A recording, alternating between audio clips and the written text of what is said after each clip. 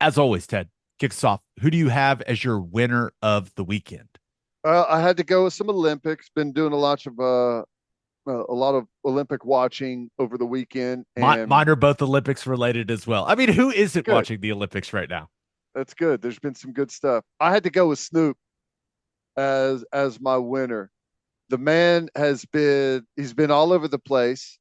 Whenever I first saw that he was going to be there, I was just like, okay, that's an interesting choice. But he's been great. I I watched the video of him touring the Louvre, which was great, seeing all the artwork. Um, seeing him fencing was hilarious if you saw that. In the swimming pool with Phelps was great. The equestrian, he's just been all over the place, and he just brings he brings a fun perspective. It's been cool. The the outfit he was rocking at the equestrian thing was incredible. And I think some people, and I was in this category, like I saw all the stuff that he was going to be doing for NBC, and I was like, hey, is this really going to work? And it absolutely has. It's been I great. mean, it's been incredibly entertaining. And like his recaps of the days with Tarico have they've been so good. It's funny, he'll tell you what he thinks. It's a different viewpoint, but I think the viewpoint is way closer to what the casual fan sees than what the experts see. So it's fun to hear someone recap things that basically views it all from the same place that you do, just kind of enjoying it and taking it all in. So it's been great. Like I said, I was shocked. I was like, okay, this is going to be an interesting pick, but think about how long he's been doing it and how he's adapted, and like you never would have thought way back in the day, whenever like the early 90s, whenever he was first getting going, like, come on, 30 years from now he's going to be on the Olympics, on television. It's just he's had an incredible career. Have you watched any of the Kevin Hart and Keenan Thompson highlight recap things? I think it's I, on Peacock. I've caught quite a bit of it just on Twitter. I think I've seen a couple of clips. Dude, those guys make me laugh, man. The Yes. NBC, and it sounds like they've been thrilled with the ratings, especially some of the Peacock numbers. It sounds like things are going really, really well from a viewership perspective, especially when you compare it to the last Olympics. But I don't know. I think they took some big swings, and it feels like it's worked. I have found myself very, very entertained by things that I didn't even necessarily know were going to happen, and it's been I don't know. It's been a lot of fun for me to watch. Yeah, no, I agree. It's all in full swing right now, and it's been really cool. We watched a ton of that stuff yesterday, and I'm sure today's going to be the same. Who do you have as your loser of the weekend? I had to go with Jerry Jones and the Cowboys. CeeDee Lamb's still sitting there, which is fine. I don't think you're under any stress that CeeDee's not out there. He knows the route tree just fine. You don't necessarily need to expose him to a lot of risk, but you know, it's another day, and another wide receiver has signed a new contract, and lo and behold, biggest in NFL history at that spot. Tyreek Hill, new extension. He's now didn't add any new years to it, but he's going to make more guaranteed money. I think that the total number is $106 million fully guaranteed in his contract, and it's a 4 year, $120 million deal. So that math is, yeah, I think CD's probably sitting there saying, okay, yeah, see that? He's around the $30 million a year number. You got to figure that's what CD's going to get, right? One way or another, it's probably going to be a number close to that. I I expect it to be somewhere. I'm trying to decide if I'll be surprised if it's less than Justin Jefferson's or not. I think that because CeeDee has been, I mean, you think about Jefferson missed a lot of games last year with the hammy. And I mean, CeeDee was, he's been extremely productive and extremely reliable. So if I was him, I'd say, no, no, no. Not only, I either want the exact same contract as Justin Jefferson or I want it to be more. Yeah. And, that's salary cap issues for the Cowboys. And, I don't know where exactly their numbers are, but they got a wide receiver that's going to want to be the highest paid. They got a quarterback who's up for extension, and the going rate for quarterback is continues to climb. And then Micah Parsons is coming up pretty quickly too. He's going to want to be one of the higher paid, if not the highest paid guy at that position. So you're going to be pouring a big chunk of your salary cap towards those three players here coming up, and could be difficult to navigate. Well, at least they've had a ton of playoff success recently, so it's been great. What could possibly go wrong for the Dallas Cowboys? Oh man, I don't know, but I'm happy for CeeDee, and I hope he gets a great contract and goes out and has a hell of a year. Tyreek Hill voted number one by the players. Do you see that? Do you see they voted Mahomes number four? What are you guys doing? Just vote the guy number one and don't piss him off. What are you doing? Giving him giving him a reason to go out there and continue to press, which, I don't know. Those things are incredibly hard whenever you talk about the different positions and everything. But yeah, pretty impressive for Tyreek Hill for sure. Wonder if he used that in his contract negotiations. He's like, hey, Come the on. fellow NFL players voted me the best player in the league. You got to pay Timing me a is boatload of money. right there. It came out when they were probably sitting at the table negotiating. You think he was about to sign, and then he got the alert on his phone. He's Whoa. like, wait a second. Wait a second. Just, guys, just vote Mahomes number one. Don't give the guy any more fuel to go win football games. Just vote him number one. Now we're going to hear all year. He's going to be like putting up number four, like all this. You know he is. You know he Oh is. yeah. And when they're in the Super Bowl again, he's going to be putting up fours. It's like it's going to happen. It's just going to happen. Just I don't know why. Just don't piss the guy off. I just don't understand why. Don't do Yeah. that. Why?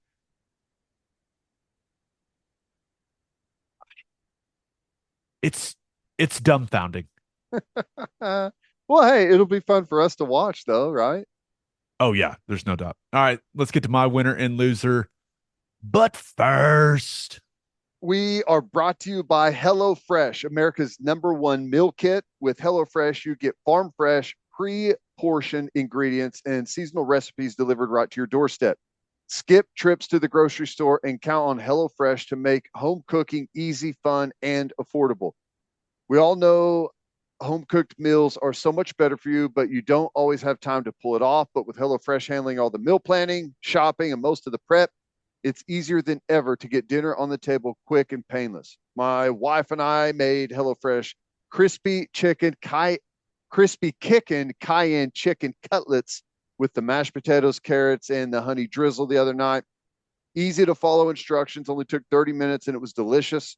HelloFresh lets you easily customize your delivery from week to week, tailor everything to your schedule by adjusting your delivery date or skip a week when you're not able to cook at home.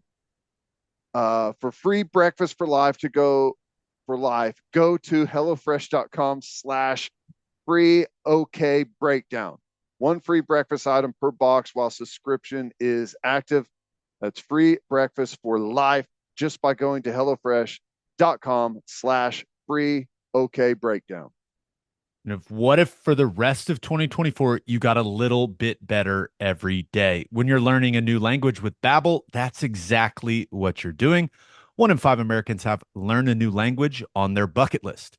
If that's you, make 2024 the year you finally check it off the list with Babbel.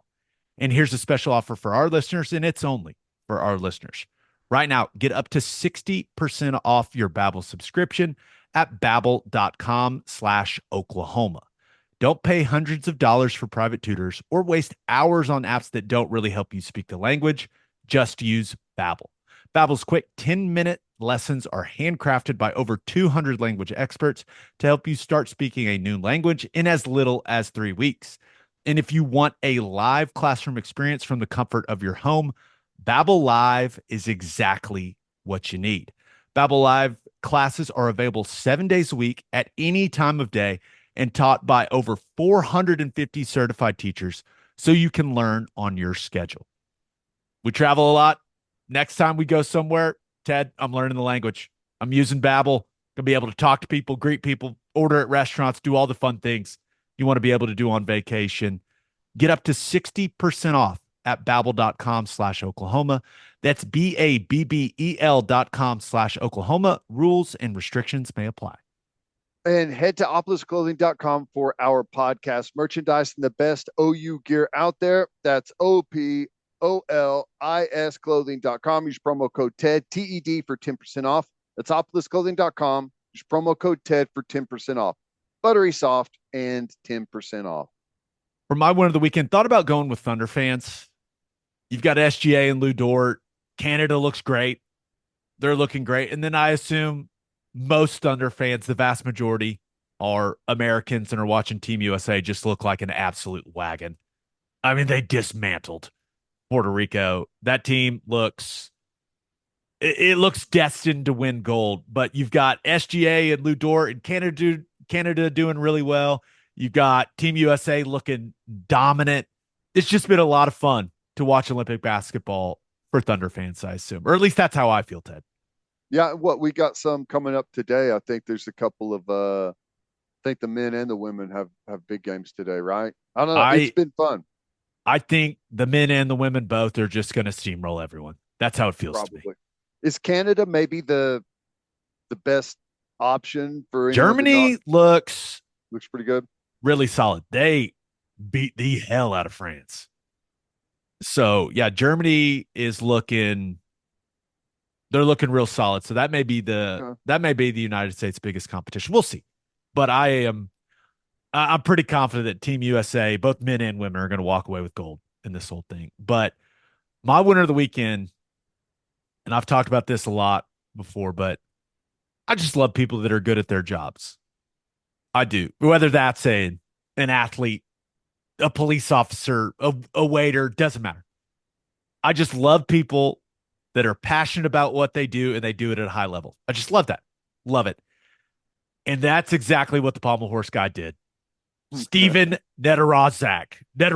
I don't even I've heard it said 6 different ways. Nedoroscik is how I've been saying it.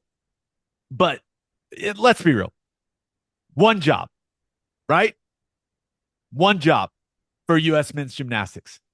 We need you to kill your pommel horse routine. That's all you got to do. And my man sheds the glasses and let's go.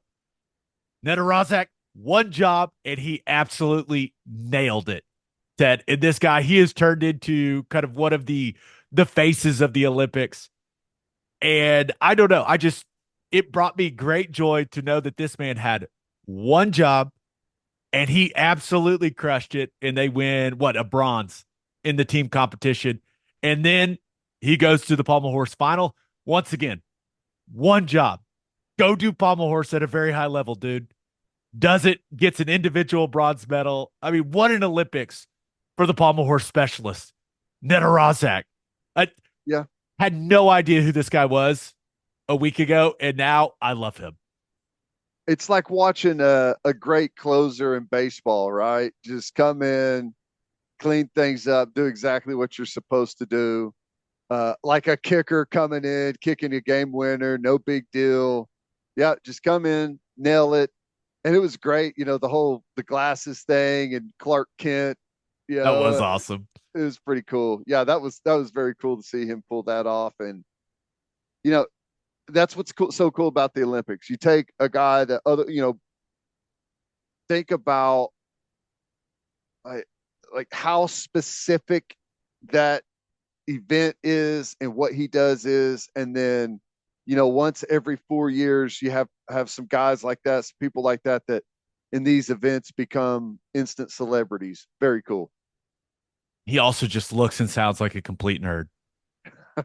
And it was funny. Nedoroscik, I think. Nedoroscik. Like you could buy the voice, the glasses, and I'm aware of the eye condition, right? But the guy's a nerd. But he is an absolute menace on the pommel horse. Yep. So it just I don't know, everything about it. I was cheering so hard for him. I found myself for the first time in my entire life emotionally invested in a pommel horse routine. I was just cheering so hard for that guy and for him to deliver for his team and then for himself the way that he did. What it's the U.S. men's gymnastics, like the first medal in 16 years. Yeah, it's been a while. So it was a massive, massive deal. And I don't know. You're right. That's what makes the Olympics so fun is stories like Steven Nedoroscik. Like that was an absolute joy to watch for me.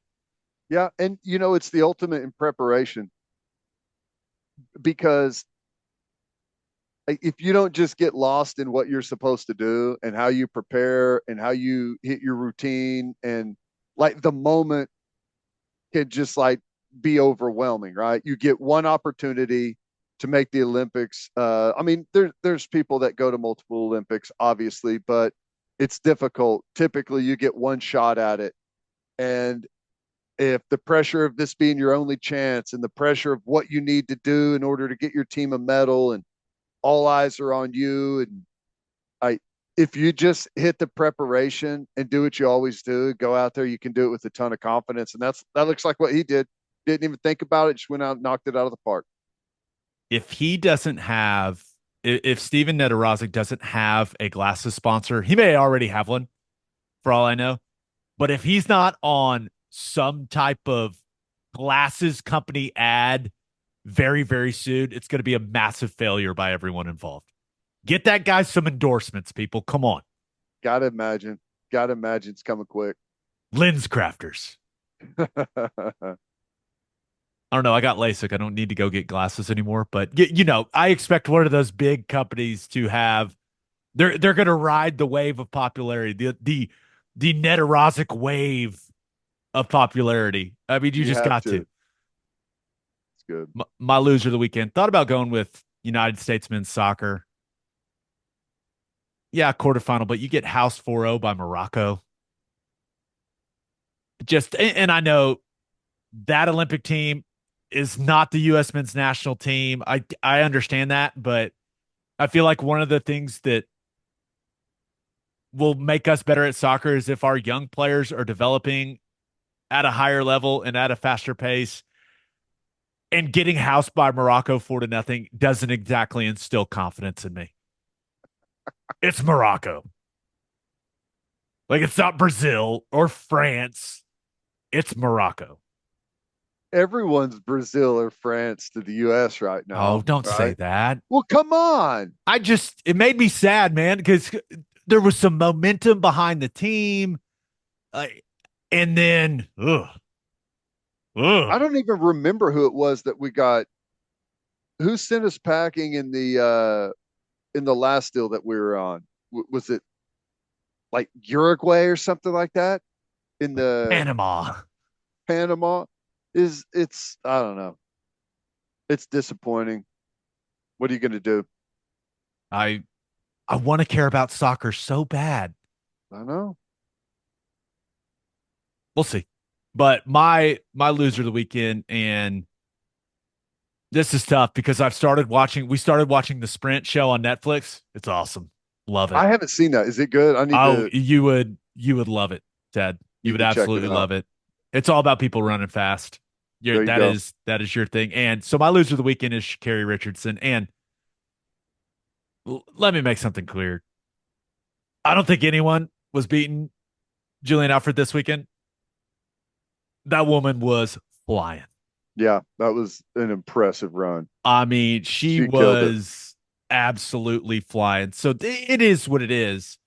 But I think that when you go to the Olympics, I think all you're hoping is that you run your best and whatever happens, happens. And Sha'Carri Richardson in the 100-meter final, she got such a bad start. Now she's so fast that she was able to make up a bunch of ground and get a silver medal, which is clearly a massive deal. That goes along with the world championship she has now in the 100.